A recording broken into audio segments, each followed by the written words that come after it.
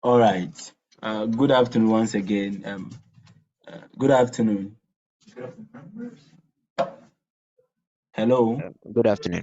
Okay. Okay. Yeah, good afternoon. Uh, okay. So starting. We are starting. So today we'll be at first of all we'll be looking at aggressions, just as we agreed to start from aggression. So that is where we'll be starting from. All right. Um, Without wasting much time, when we talk about aggression, uh, aggression in a way is the opposite of the pro-social behavior that is helping. Do you understand? And then we define helping as a behavior that is geared towards helping, or that is geared towards helping the other people. That is a pro-social behavior. So that is geared towards, let's say, helping others or taking other people from a bad state to a good state. Please, I hope you understand that is helping. But then I just said that aggression is the opposite of helping. So when we talk about aggression, we are actually talking about behavior, an intentional or an intended behavior. So first of all, an aggressive behavior must be intended. So an intentional behavior that is geared towards causing harm to other person, to which the other person make conscious effort to what, to resist or to reject that form of action. Please, I hope you will get me. That is aggression. So today we'll be talking about,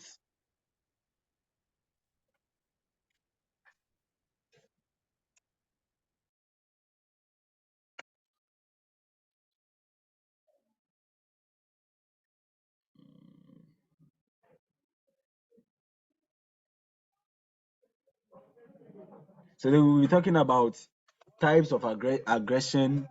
We also talk about the theories of aggression, some of the ideas of other people about how aggression is formed and all that. So that is what we'll be learning today. So without wasting much time, we are zooming in. So just as I said, aggression is an intentional behavior that is geared towards causing harm or injury or damage to the other person, who is also motivated to avoid such treatment. So just as I said, aggression first of all must be what? Must be intentional. So for example, if let's say somebody knocks someone with a car, even though the person has caused or injury to the person, but then if the motive of the person was, or if that action was not intentional, then it's not an aggressive behavior. But then if someone intends to try as much as possible to cause harm or to knock someone down with a car, then we can qualify that behavior as an aggressive or an aggression, or as aggression or an aggressive behavior. Please, I hope that's fine. So mostly when we talk about aggression, a lot of people think that aggression is only about just causing physical injury.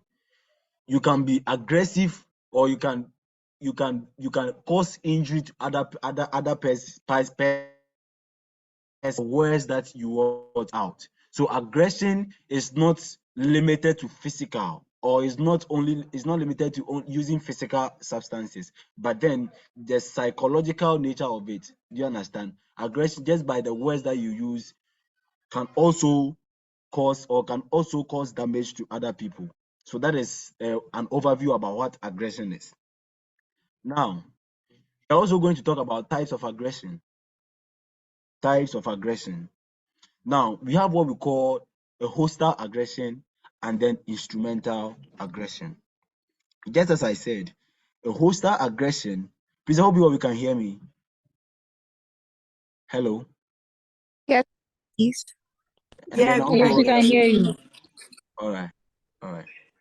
A hostile aggression, Yeah, in a yeah. way, just as I said, number one element or number one thing that shows that a behavior or a cause of an effect is can be qualified as an aggressive behavior is it must be intended. It must be intentional. So when we talk about hostile aggression, a hostile aggression is an intended behavior that is geared towards causing harm or injury to the other person, which is normally aroused by anger or provocation. So in a situation whereby somebody provokes you, in a situation whereby somebody makes mockery of you, and then you, in a way, respond in a hostile way, or in a bad way, or in a way that cause harm or damage to the person, just by virtue of the words that you speak, or by the use of an artifact or an object, is classified as what? As a hostile aggression. Please, I hope that's fine. It's classified as a hostile aggression. But then in the situation, okay, so in a situation whereby, let's say, the action that, or the behavior that you are performing is intentional, and then you also have a mind to cause damage to the other person, but then the overall aim is to achieve a desired goal, not just to cause damage to the other person, but the overall aim is to achieve a desired goal. In that particular case, we are going to say that that aggression is what is instrumental. So that is what we call instrumental aggression. Now, for hostile aggression, it is a hostile aggression in a way becomes an end in itself. A hostile aggression in a way becomes an end in itself, because the motive is that you want to cause damage to the other person. That is the overall motive. You don't have any other motive. And then one other thing that characterizes a hostile aggression is that a hostile aggression is not rational. You don't think about it. I don't think that some of us, we think about the response that we give to other people when they provoke us. So a hostile aggression, you don't think about the behavior or the action that you are going to perform towards the other person. Do you understand? Even though it is intentional, but then it is irrational, and then it is also instinctive. You behave towards the stimulus. So you behave towards the external event, the external situation instinctively. You don't think about it, you don't rationalize it. All of us, I think we are doing social thought. And then we are saying that there's a difference between action and what? And behavior. Do you understand? But with hostile aggression, you don't what? You don't take into consideration, you don't rationalize. Please, I hope you understand. You don't rationalize. And then it can also be as a result of, let's say, a self-defense. I don't think any of us will rationalize if somebody in a way tries to cause damage onto us. Maybe somebody has pointed a gun onto you, that the person is going to kill you or something. At that particular instant, there is some sort of aggression or some sort of instinct, some sort of arousal in you to protect yourself. That is an aggressive behavior. Please, I hope you understand. There's some sort of arousal in you to protect yourself, and then you are not going to think that whether it is going to cause damage to the person, or whatever that you're going to do, you are not going to weigh the benefit and the cost. All that you are doing is that you just want to protect yourself, so you just do it instinctively, so as a means of self-defense. Just as I said, provocation too can also cause a hostile aggression. This form of aggression is intentional and irrational and instinctive in nature. That is what I said. Now, we also talk about instrumental aggression. Now, I think I've already given you an overview of what instrumental aggression is, right?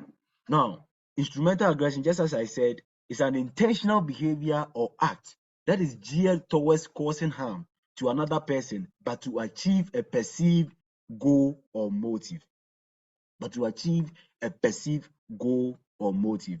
Now, let's say for example, you are being aggressive as a means to amass wealth. Please, I hope you understand. Sometimes something like a thief or something, the person may be aggressive towards you, but then the main goal is not being aggressive towards you. The main goal is not causing harm to you, but the main goal is that the person wants to take your money. So that in a way can be instrumental aggression. Why? Because we are going to say that instrumental aggression is a means to an end. Just as we said that the hostile aggression is an end in itself, instrumental aggression is a means to an end. You use the aggressive behavior to attain a particular goal. Please, I hope that's fine. And then just as we said, this form of aggression is what is intentional. You are intentional about it, and then in a way it's rational.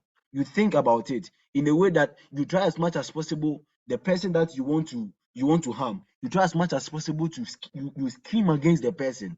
You try as much as possible to waste the person's what? The person's deficiencies and the person's efficiencies. Try as much as possible to capitalize on the person's weaknesses to what? To in order to what? To get something out of the person.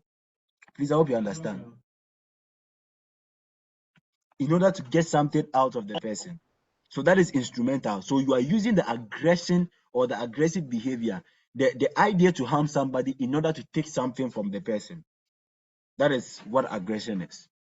There are some people that because they want to take something from you, even just by the words that they will use, because they know that, let's say you have taken their boyfriend, you have taken that, they will be aggressive on you. They are going to they'll be aggressive. They are going to use a whole lot of malicious words just just for you to leave the guy.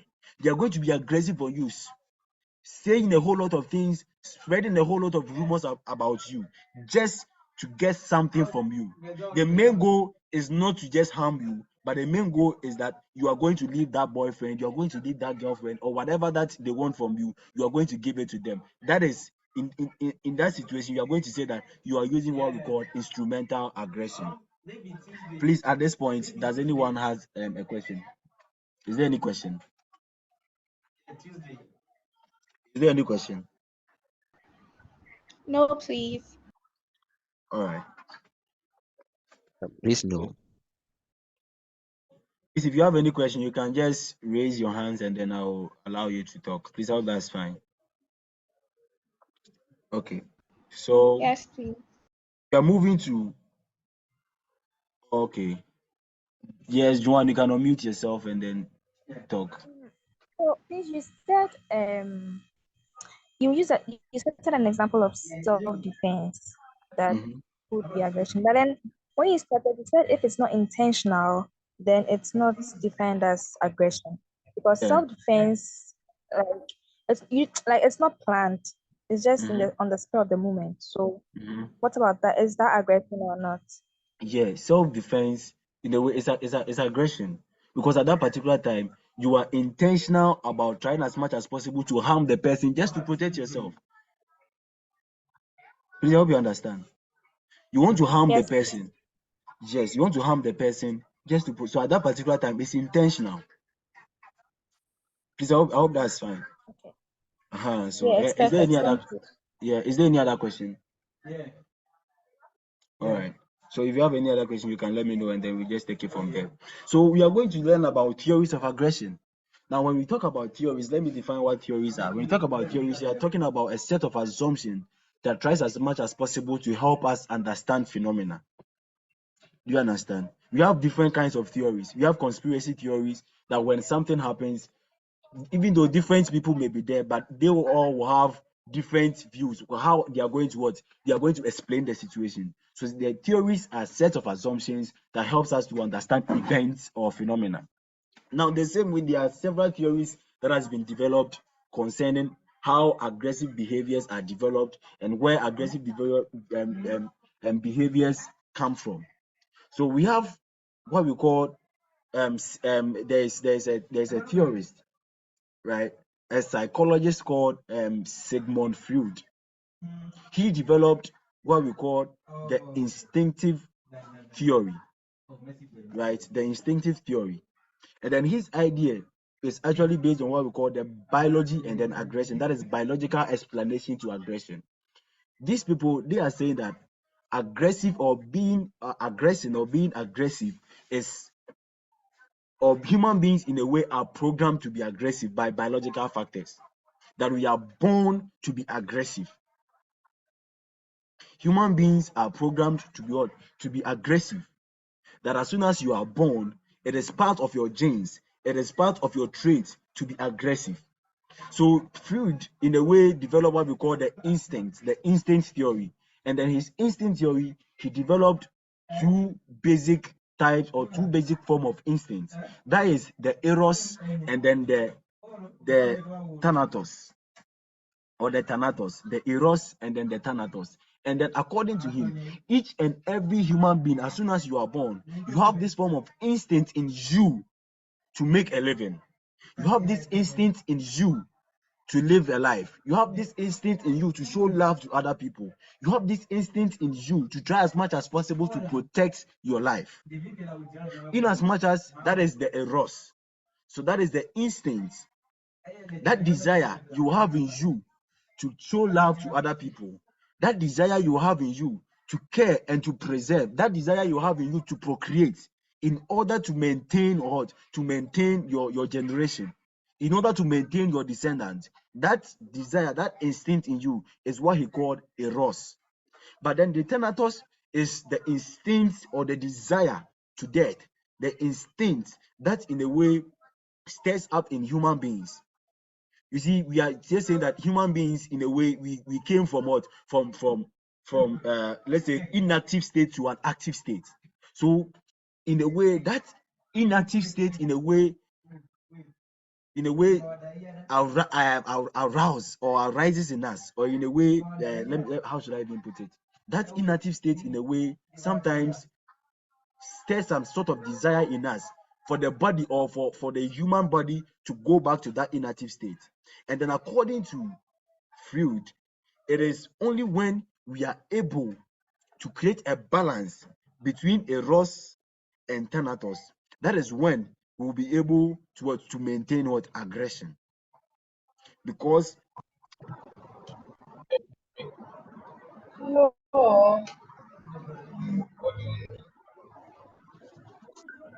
please, can you unmute? Can you mute yourself? The person is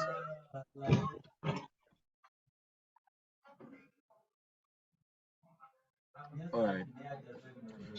Please, I hope what we are following. So the thanatos is the instinct that we have in. I don't know how to get off the side. Please, I hope you are. Hello.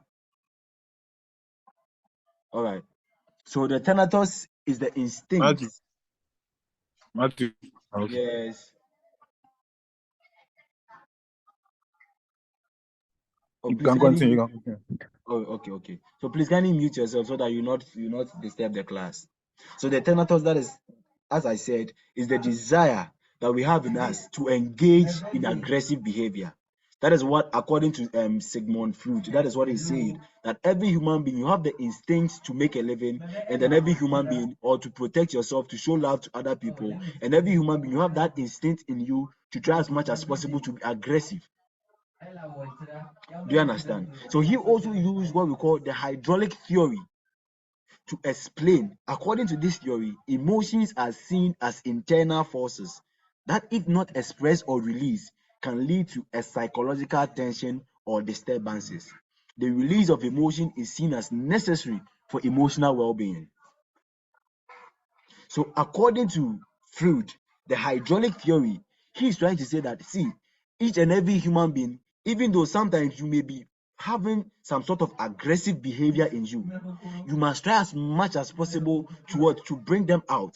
Because if you don't bring them out, they are going to accumulate and they are going to escalate. And then in a way, they are going to affect your mental health.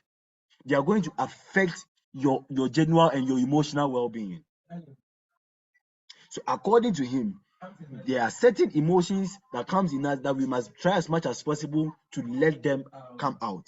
Because if you don't let them come out, in a way, they are going to affect you. That is the reason why you may have some people that, in a way, they have been traumatized. In a way, they have been victims of abuse.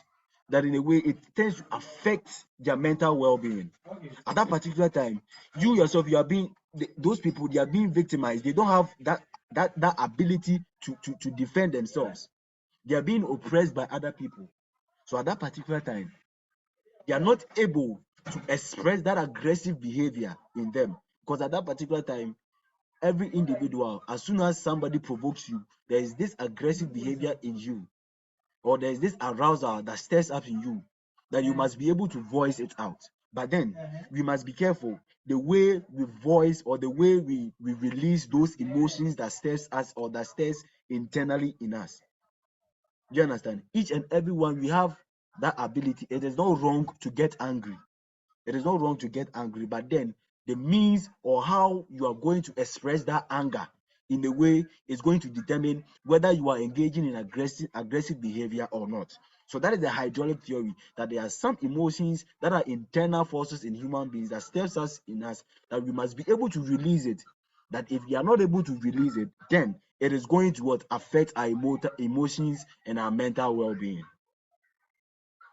So is there any question concerning the biology and the biological explanation to aggression? That is fused instinct theory. That is the eros and then the tenators. Is there any question? All right.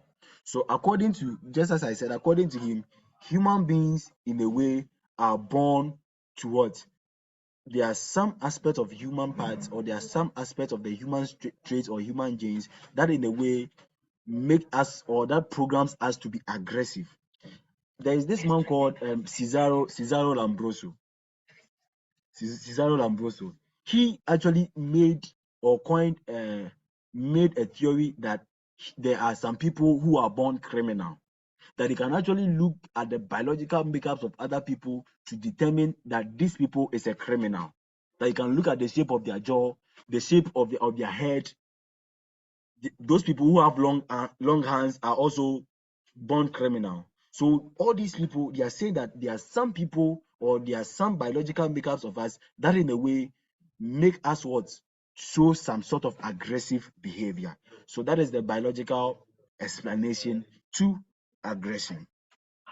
The next thing that we are also going to talk about is the drive theory of aggression. The drive theory of aggression.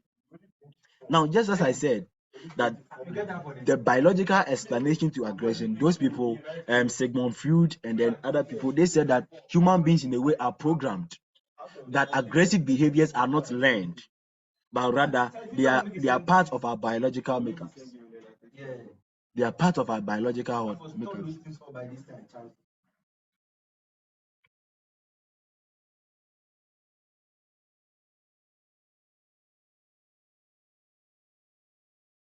So they are saying that the biological explanation to the drive theory, those people are saying that aggressive behaviors are not learned. Do you understand? Aggressive behaviors are not learned. It's in the group. Aggressive behaviors are not learned, right? But rather they are part of our biological makeups.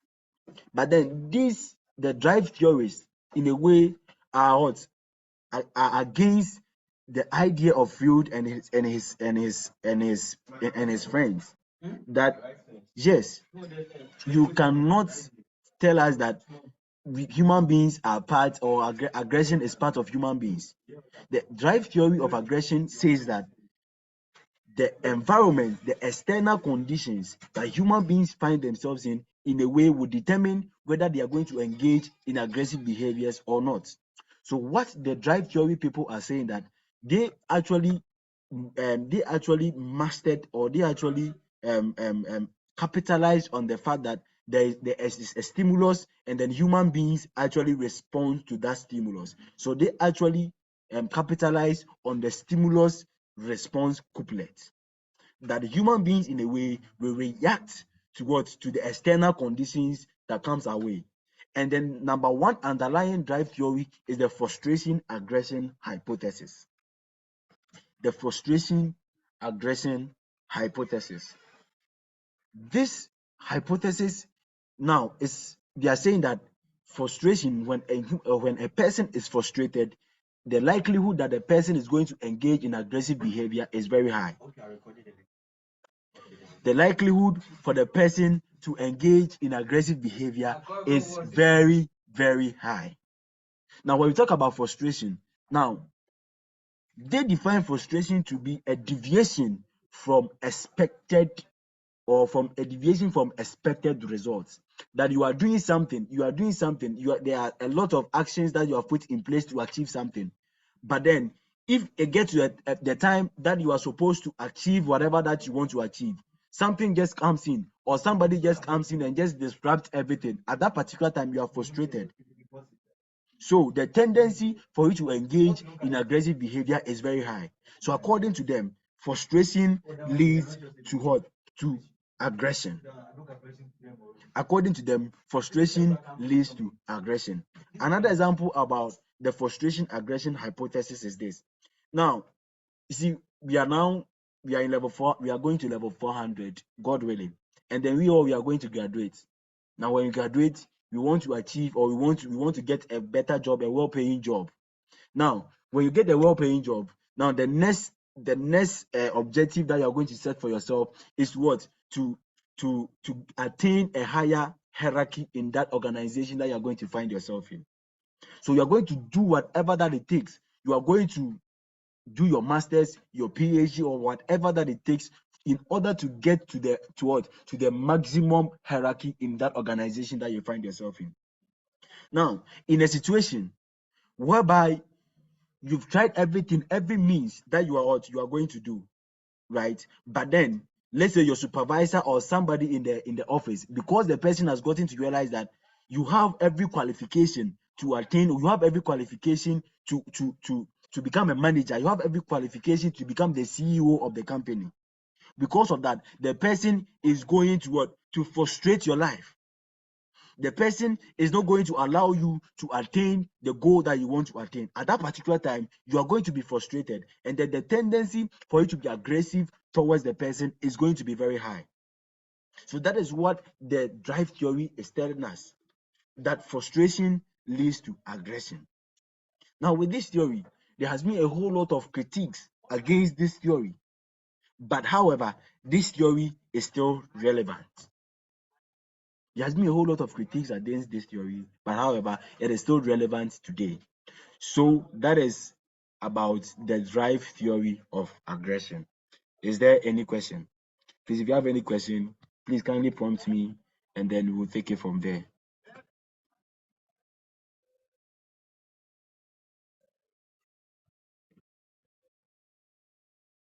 Then we also have what we call the general theories of aggression. General theories of aggression. General theories of aggression. You see, you see the drive theory and then the biological theory. They are looking at one aspect of it, one aspect of the coin, or one side of the coin. But then the general theories of aggression, they are looking at all encompassing theories. A general theory that is going to define why and how people engage in aggressive behavior, the sources of aggressive behavior. So they are saying that there are certain input variables that actually determines whether people are going to engage in aggressive behavior or not.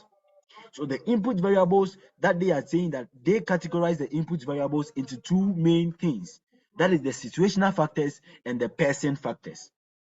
So the general theories, they said that there are certain situational factors. If you are going to see it in a way in relation with the drive theory, the situational factors, they are saying that there are some external stimulus, or there are some external factors that in a way will cause the human beings, or will cause a person to either engage in aggressive behavior or not. That will cause a person to engage in aggressive behavior or not. So some of the situational factors is frustration. I've already explained that. Provocation. Now with provocation, if somebody provokes you, if somebody makes you angry, it's in a way you are going to what? You are going to reciprocate that. You are going to engage in aggressive behavior. That if somebody in a way try as much as possible to make mockery of you, you are going to in a way engage in what? Aggressive behavior. All right, please. They are saying that I have 9 minutes left. It's a recurrent meeting, so I think when it's the meeting ends, I'm going to create a new link so that we'll join fast. Please, I hope that's fine. Hello. Yeah, Yes, yeah. please. Yeah, then Yes, I there. have 9 minutes left. So, Yes, please. all right. So as soon as, but then I hope it's been helpful. Very, Very, All right. Okay, Yes. that's very, fine. very, very helpful. Very, very helpful. All right. Thank Very, you. very. I think we have restricted the number to only 100 members. And All right. there are some people who wants to join. You said I've done what? Only That's 100 is members you see, can join. yeah. I'm not paying for it. It's a recurring meeting, so the maximum number is 100. Please, I hope that's fine. So that means that if we log Can you out send a or slice to the group? those who were not able to join can have the we should do what? recordings aspect. Yeah. So the recording will be made available for Can you send those. a slice to the group? Okay. So please let's unmute ourselves and then, or let's mute ourselves and then let's continue. Hello. Let's mute. Matthew.